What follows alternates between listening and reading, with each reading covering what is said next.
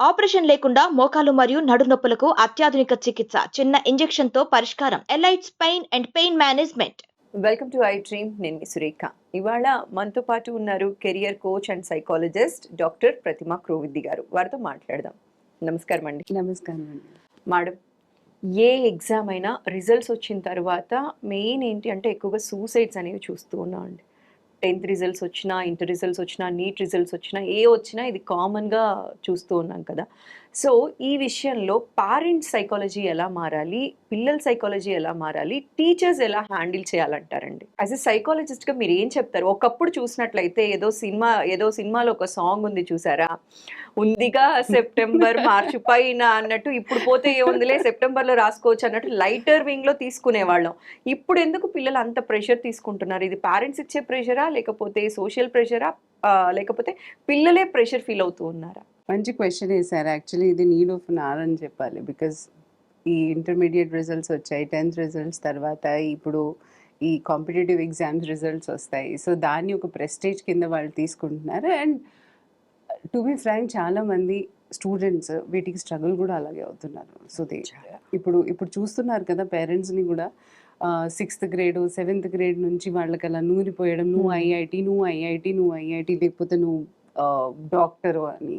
So దీని మూలాన ఏంటంటే మానసికంగా పిల్లలు లైక్ ఇది చెయ్యకపోతే నా జీవితం వేస్ట్, ఇంకా అలాంటి ఆలోచనలోకి వెళ్ళిపోయి, అండ్ ఇదేంటంటే ఇది రాకపోతే ఇంకా నాకు నా లైఫే వేస్ట్, నా పేరెంట్స్కి నేను నా ఫేస్ చూపించుకోలేను, లేకపోతే కాన్స్టెంట్ కంపారిజన్ ఉంటాయి, వాడికి వచ్చింది వీడికి వచ్చింది, ఎగ్జాక్ట్లీ. అండ్ దెన్ ఫ్యామిలీ తరతరాలుగా ఇప్పుడు ప్రాపర్టీస్ ఎలా పంచి పెడుతున్నామో, ఇది ముందటి నుంచి ఇదిగో నీ తాత చేశారు, ఇది మీ నాన్న చేశారు, ఈరోజు నేను అయ్యాటి, ఇప్పుడు నువ్వు కూడా అవ్వాలి అన్న కాన్స్టెంట్ ప్రెషర్ పెడతారు చూడండి. అది చాలా వర్స్ట్ పార్ట్ పేరెంట్స్ దగ్గర ఉన్నది. సో ఇప్పుడు ఎలా అయిపోయిందంటే, పుట్టిన పిల్లల దగ్గర నుంచి we're just trying to train, నువ్వేమవుతావురా. సో జోక్గానే అంటాం, కానీ ఇంకా వాళ్ళకి అసలు ఆ అవగాహన అనేది ఉండదు.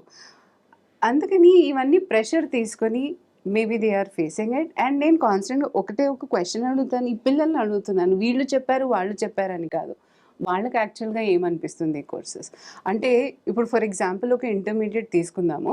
ఇంటర్మీడియట్లో ఫెయిల్ అవ్వగానే చాలామంది ఫస్ట్ ఆఫ్ ఆల్ ఫెయిల్ అవ్వడం కాదు, మంచి మార్కులు వచ్చినా నేను ఎక్స్పెక్ట్ చేసినంత రాలేదు, ఇంకా నేను చదివి ప్రయోజనం లేదు, ఎంత హార్డ్ వర్క్ ఇచ్చినా నాకు ప్రయోజనం లేదు అని సూసైడ్ అటెంప్ట్ చేసుకునే వాళ్ళు కూడా ఉంటారు, రైట్?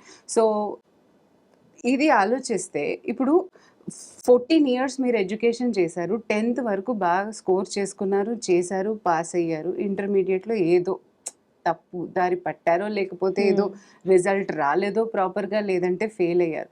సో ఈ 14 years చదివింది వృధానేనా? అంటే దీనికి అసలు వాల్యూ లేదా మీరు చదివిన దానికి 14 years? అంటే ఎగ్జామ్ రాసినప్పుడు వచ్చే రిజల్టే వీళ్ళ టాలెంట్ ని డిసైడ్ చేస్తుంది అనేది పెద్ద క్వశ్చన్ మార్క్ అండి. Correct, exactly. నేను అనేది ఇప్పుడు ఓన్లీ 2 years, ఈ 2 yearsలో ఏదో తక్కువ మార్కులు వచ్చాయి అని చెప్పి ఇది సక్సెస్ అండ్ ఫెయిల్యూర్ అని ఎలా అంటారు? ఇంకా 40 years ఉంది కదా. ఇది జస్ట్ ఒక బాధ, ఒక ఎమోషన్ ఆ టైంకి వచ్చింది కాబట్టి ఆ టెంపరీ బాధ గురించి మీరు ఇంత పెద్ద స్టెప్ ఎవరితో చెప్పకుండా ఎలా తీసుకుంటున్నారు? అయితే చెప్పి కనీసం మీ బాధనేదో షేర్ చేయండి, వాళ్ళకి కనీసం అర్థం అవుతుంది. అలా ఏం చేయకుండా why are you taking such a big step? Exams లో మార్క్స్ స్కోర్ చేయకపోతే, అనుకున్నన్ని మార్క్స్ రాకపోతే అదేదో చేతగానితనంగా ఫీల్ అయిపోతున్నారు చాలా మంది. లో సెల్ఫ్ ఎస్టీమ్ కానివ్వండి, అండ్ ఇదేంటంటే ఇంకా నేను దేనికి పనికి రాను, మా పేరెంట్స్కి నేను నా ఫేస్ చూపించలేను, మా చుట్టాల్లో నన్ను ఏమనుకుంటారో, ఈ కాన్స్టెంట్ ఈ ఫీలింగ్ ఉంటుంది వాళ్ళ ఫీలింగ్స్ తర్వాత. బట్ వీళ్ళకి ఈ ఫీలింగ్స్ చాలా ఉంటుంది వాళ్ళకి, ఎవరేమంటారో అన్న ఇది. అండ్ దెన్ నేను ఇంత కష్టపడ్డాను, నాకు అయినా రాలేదు, so I'm not worth it, like. So అలాంటి ఫీలింగ్స్తో ఇంత పెద్ద స్టెప్ తీసుకుంటారు, కానీ అది చాలా తప్పు. మీరు ఒక చిన్న ఎగ్జాంపుల్ తీసుకుంటే యూట్యూబర్స్ని చూడొచ్చు, వాళ్ళకి ఏమాత్రం క్వాలిఫికేషన్ ఉండదు, కానీ మీరు చూడండి వాళ్ళకి ఎంతమంది లైక్స్ ఉంటారు, ఫ్యాన్ ఫాలోవర్స్ ఉంటారు, వాళ్ళు కోట్ల కొద్ది కూడా కొంతమంది యూఎస్లో మీ చిన్న పిల్లలు వాళ్ళని ఫాలో అవుతుండడం చూస్తూనే ఉంటాం మనం. వాళ్ళు చేసే వేషాలకి వీళ్ళు ఇంతమంది ఫ్యాన్ ఫాలోవర్స్ ఉన్నారు, మరి మీకు అంత టాలెంట్ లేదా? మీరు అంతెందుకు ఫీల్ అవుతున్నారు? ఓన్లీ ఇంటర్మీడియట్కి కానివ్వండి, ఏ కాంపిటేటివ్ ఎగ్జామ్ కానివ్వండి. అండ్ ఇండియాలో ఇన్ని ఆప్షన్స్ ఉన్నాయి, ఇన్ని కాంపిటేటివ్ ఎగ్జామ్స్ ఉన్నాయి, ఇన్ని చాలా ఎడ్యుకేషన్ సిస్టమ్స్ అయితే చాలా మారింది. ఇదివరకట్లాగా లేదు. ఎన్ని స్ట్రీమ్స్ తీసుకొస్తున్నారు. ఇవన్నీ వదిలేసి ఈ థాట్ ఎందుకు వస్తుంది? Why can't you just think, be positive. సరే ఇది కాకపోతే నెక్స్ట్ ఎందుకు నా స్టెప్ నేను మార్చుకోలేనన్న థాట్ పిల్లల్లో తీసుకురావాలి. యాక్చువల్గా వాళ్ళకి రాకపోవచ్చు, కానీ పేరెంట్స్ స్ట్రగుల్ చేయాలి, టీచర్స్ చెప్పాలి వాళ్ళకి. అండ్ చెప్తూ ఉంటాం కదా, ఈ ఇంటర్మీడియట్ అన్నది ఆ కాలేజ్లో కొంచెం మానుకుంటే బెటర్.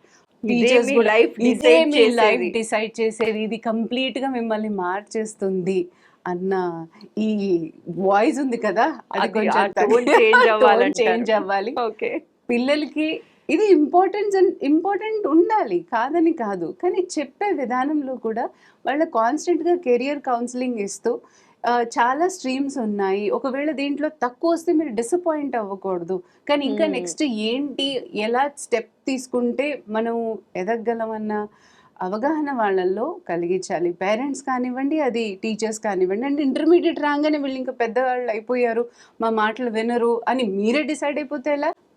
మీరే హోప్స్ వదులుకుంటే ఎలా పేరెంట్స్గా? ఓకే, మీరు కొలాబరేట్ అవ్వండి, టీచర్స్ వీళ్ళు కలిసి you can conduct parent teachers meeting వాళ్ళకు కూడా. అండ్ దెన్ వాళ్ళకు కూడా 1-on-1 ఇంటరాక్షన్స్ ఇవ్వచ్చు.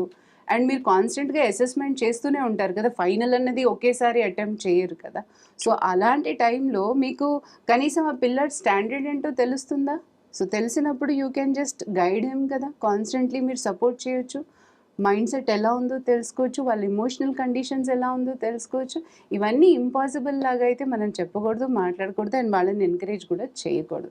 అండ్ మాటికి ఈ టాపిక్ రావడంతో వాళ్ళు ఇంకా దీనికే వెళ్ళిపోతారు తప్ప వాళ్ళు ఇంకా అంటే ఓ మంచి స్టెప్ తీసుకుందామన్న పాజిటివ్ థాట్ వాళ్ళలో రావట్లేదు. ఇంకా that is there. So results తర్వాత ఇలాంటి డెసిషన్స్ రాకుండా ఉండాలి అంటే ఇటు టీచర్స్ కానీ అటు పేరెంట్స్ కానీ చాలా జాగ్రత్తగా వీళ్ళని డీల్ చేస్తూ ఉంటే వీళ్ళ ప్రెషర్ అనేది ఫీల్ అవ్వరు.